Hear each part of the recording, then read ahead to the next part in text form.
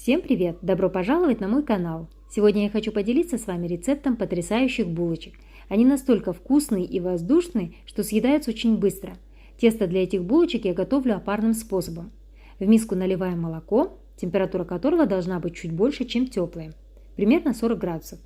Добавляем 2 столовые ложки сахара от общего количества, сухие дрожжи, взбиваем хорошенько венчиком, закрываем крышкой и оставляем на 10 минут.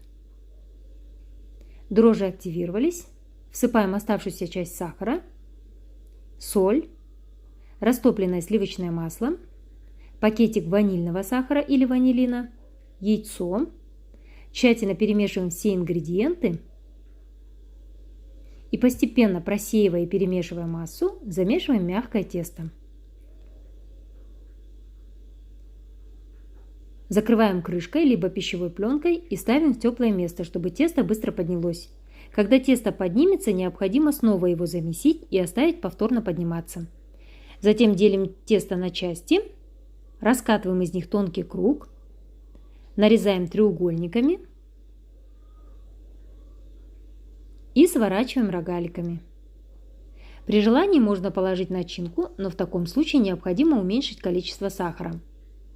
Оставляем булочки на расстойку, затем смазываем их яйцом. Я посыпаю их еще семенами льна, но это не обязательно.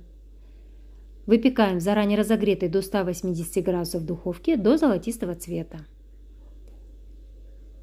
Булочки испеклись, они получились очень легкие, ароматные и вкусные. Обязательно приготовьте по этому рецепту, я уверена, что вам понравится. На моем канале есть множество вкусных, оригинальных рецептов, поэтому подписывайтесь на мой канал, ставьте лайки, оставляйте отзывы, мне будет очень приятно. И не забудьте нажать на колокольчик, чтобы не пропустить новые, вкусные, а главное проверенные рецепты.